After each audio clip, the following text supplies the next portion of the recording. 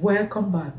Welcome back to KK NCLEX review class. On today's class, I'm going to be treating on 1515 rules, complications of diabetes such as DKA, HHS, and its treatment and nursing management. Come on, guys, let's get into it. Please, if you're new to my channel, do not forget to like, share, and subscribe. And if you've been with us, thank you. I appreciate you all. Now, what is 1515 rule? Actually, the practical meaning of 1515 rule is this. Give your patient 15 grams of simple carbs. Recheck the blood sugar in 15 minutes. If after 15 minutes it's still not normal, if still below 70, give another 15 grams of simple carbs. Recheck in 15 minutes. If it's still below 70, remember the normal blood sugar is 70 to 110. Then if after you recheck the second time it's still below 70, you give what? IV dextrose. In a case where the patient doesn't have IV site, you can give IM or subcut. Then you know the blood sugar is going to come up, right? Then after that, give the patient a complex carbs and protein. So the brief summary of 1515 rule, just as the name goes, 15 grams of simple carbs, recheck in 15 minutes, 15 grams of simple carbs, recheck in 15 minutes, IV dextrose or subcut or IN, then complex carbs and protein. Come on, let's get into it. So let's go. Complications of diabetes. There are so many complications of diabetes, but I'm gonna be treating only DKA and HHS. It's not like others like retinopathy, nephropathy. It's not like it's not important. They're all important, but I like to treat the ones that you mostly see in NCLEX. So now, what is DKA? DKA is simply diabetic ketoacidosis. It's a life-threatening condition that is mostly seen in type 1 diabetes. It results from type 1 diabetes. What are the signs and symptoms of your DKA? You're going to be seeing dehydration, just the name, ketosis and acidosis, and hyperglycemia. So, okay, let's form an acronym. Can we say, since the signs and symptoms is hyperglycemia, DKA, dehydration? So let the D in DKA stand for dehydration. Let the K be your ketones, your ketosis.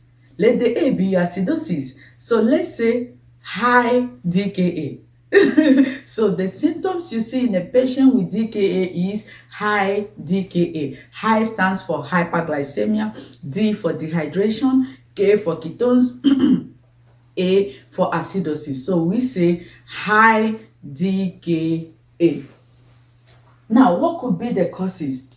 The causes are when there is severe insulin deficiency or when a patient misses a dose of insulin. This could cause the hyperglycemic reaction in DKA. Or when the pancreas, actually, the pathophysiology of DKA is this.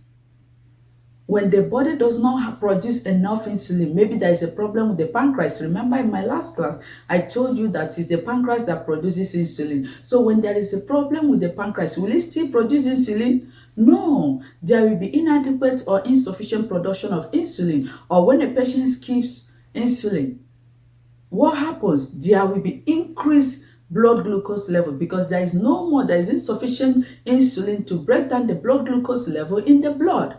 So when there is insufficient insulin to break down the blood glucose level in the blood, what happens? The blood sugar goes up. That's how you get the hyperglycemia. Then you'll be seeing, remember, DKA is mostly seen in type 1. And what are the symptoms of diabetes you see in type 1? You start seeing your polyuria, polyphagia, and polydipsia, and also your Kussmaul's respiration because of the ketones, ketones and the acidosis in the body. The body itself tries to lose the CO2 by Kussmaul's respiration. You'll be breathing so fast, losing CO2, so that the patient does not go into metabolic acidosis. Remember, and this could also lead to decreased level of consciousness in the patient.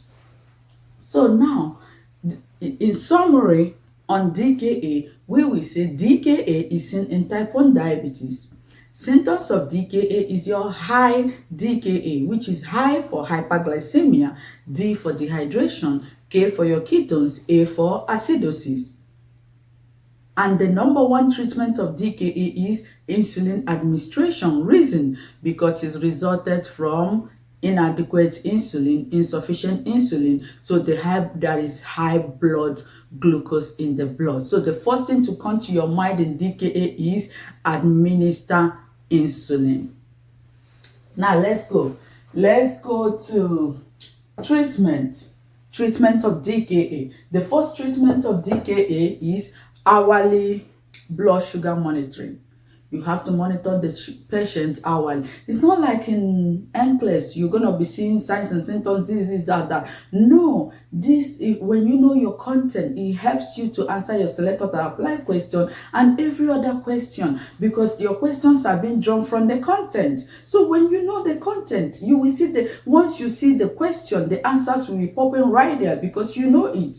So what do you look out for? What do you do to this patient that is having DKA, that is having all these symptoms that we mentioned? The first thing to go to your mind is, since my patient is having hyperglycemia, the blood sugar is increased, what am I going to do? I'm going to be monitoring the blood sugar hourly.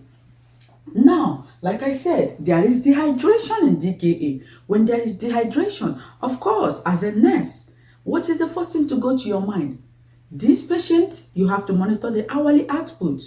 And remember, the patient is dehydrated, so potassium level is gonna go up. Remember your ADH. I treated it when I was using Kelechi NCLEX review. I treated SIADH. So please, if you have not seen my video on SIADH, just click on the link below or type Kelechi. You go to my YouTube channel on Kelechi. You will see my when I treated SIADH. So let's go. Dehydration. When there is dehydration, potassium level goes up. Remember, you don't play with your potassium. Once the potassium is up, cardiac monitoring. And again, what's the normal potassium level? The normal potassium level is 3.5 to 5.0. Please know your lab values. I say this in all my videos. Know your lab values, especially potassium, sodium, and a whole lot of them though, but please know your lab values. So here we're going to be seeing hyperkalemia. Okay, so because of the hyperkalemia, patient is going to be on cardiac monitoring. Also your ECG and arterial blood gas, your ABG. Then treat hyperglycemia with insulin. Insulin is the number one treatment in DKA. Then treat with rapid IV infusion. After your insulin, also remember the patient is having dehydration. So you're going to be treating with rapid insulin, rapid IV infusion, your 0.9% normal saline. And if the blood sugar drops to 200, am I right? 250 to 300 milligrams, you have to give the patient dextrose to avoid the patient going to hypoglycemia.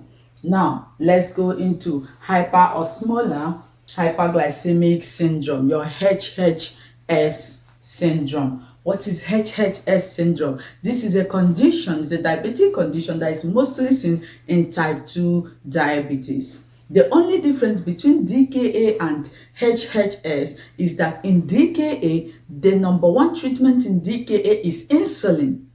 And you see ketosis and acidosis in DKA. While in your HHS, there is no ketosis or acidosis. And your number one treatment in HHS is dehydration, management of dehydration, which is your IV to rehydrate the patient. So in your questions, once you see HHS, the first thing to go to your mind is rehydrate your patient. While in DKA, the first thing to go to your mind is administer insulin. So other than insulin and dehydration, DKA and HHS have the same management and the same symptoms. Okay.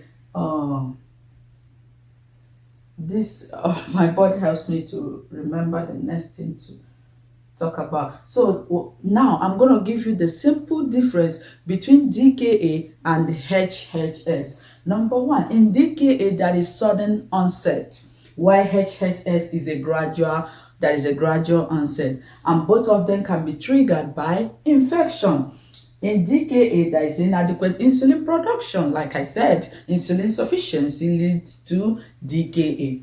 While in HHS, there is no ketone or acidosis. While in your DKA, that is where we have acidosis, ketones, and Kussmaul's respiration. You have fruity breath odor. Once you enter that patient, a patient with DKA, once you get into the room, you're gonna perceive that fruity smell odor. That is a sign that this patient is having is going to crisis, or the patient is having DKA, which is mostly seen in your type 1, DKA in type 1, HHS in type 2. Thank you all for watching. I appreciate you all. Expect my next video, okay? Thank you. Do not forget to like, share, and subscribe. Bye. I love you all.